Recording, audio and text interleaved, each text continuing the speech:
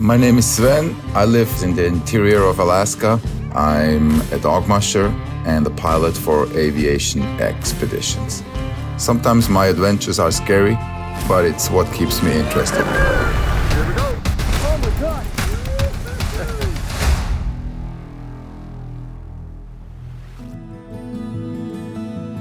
As about 6-7-year-old boy, I always wanted to go to the bears, to the wolves, to the sled dogs. I didn't know what Alaska had in store for me, but I knew I needed to be here. When I was 22 years old, I made that dream come true and moved from Switzerland to Alaska. Getting ready to go outside. It's not crazily cold, it's only 4 above Fahrenheit, so normally what we wear is these shoes. They're called bunny boots. Got this nice puffy jacket, headlight and hat, and let's go and see what's outside. It's time to give the dogs their breakfast, whatever the weather. Oh wow, there is a lot of snow. We got some good snow over there. Good morning, everybody. There's somebody awake. Their coats keep them very warm, so the dogs prefer to sleep outside, even in the wintertime. We got these houses with lots of straw in there. They got it really comfortable, huh? Morning, Scotty boy. We got some snow. Oh, good morning, good morning, good morning. How can you have a bad day when you wake up to this? Dog mushing to me is the pure feeling of freedom. To stand on the runners getting pulled by dogs that I bred and raised myself is just absolutely wonderful.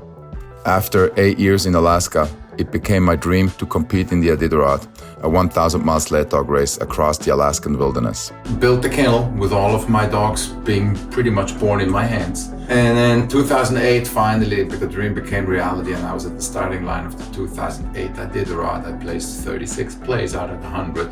I was super proud, not only about the placing, but all of my dogs were wagging tails and kissing my face at the finish. That was for me the biggest reward. From there, the dogs became my life. Hey guys, you guys ready to go? I started a dog mushing company, and we provided dog sledding trips up here for Aurora viewing guests. 12 happy dogs on Christmas Eve. What a life. What a life. And I was like, wow, I can do dog mushing and I can make a living with this. Here we are on the beautiful ice road. Snow road, rather. Getting supplies to our remote home is never an easy task. Right, there's no grocery stores, there is no pizza deliveries. And so you gotta bring everything in yourself. Just picked up these 2 barrels here on the trail. One barrel has heating oil in it, and the other one has gas, aviation fuel.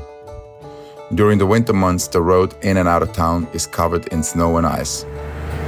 Okay, here we go.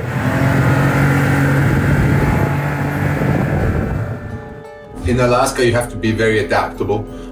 We have 50 below in the winter, but we can have 85 above in the summer. So with that, of course, you have to do a little bit different things, especially if you're in a winter-oriented sport like dog mushing. And that's why I started my aviation expeditions business.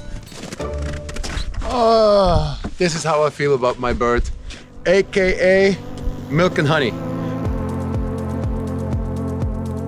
It's been a dream. This airplane has taught me so much. I never thought I could be attached to metal, but I am. I'm horribly attached to her. Much to her dislike, she's probably a little jealous now. I got another airplane.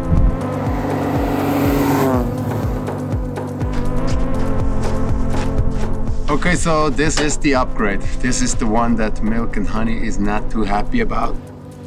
As much as I love milk and honey, I needed a bigger plane that I could use commercially. So now with a bigger airplane, I can bring 1,500 pounds of supplies in. So I can bring in dog food, I can bring in my personal food, I can bring in fuel. Yeah, it's amazing, it's pretty exciting. So my final job for the day is to get my flight time up in the new plane.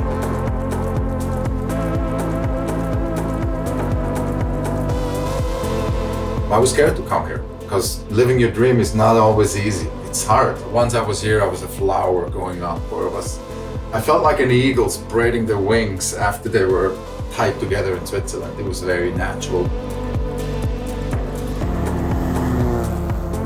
I love my life here in Alaska, and I'm so glad that I had the courage to make that move all those years ago. It's a feeling that you cannot experience unless you are really there. And to take the world along and to see why Alaska is so incredible I feel blessed.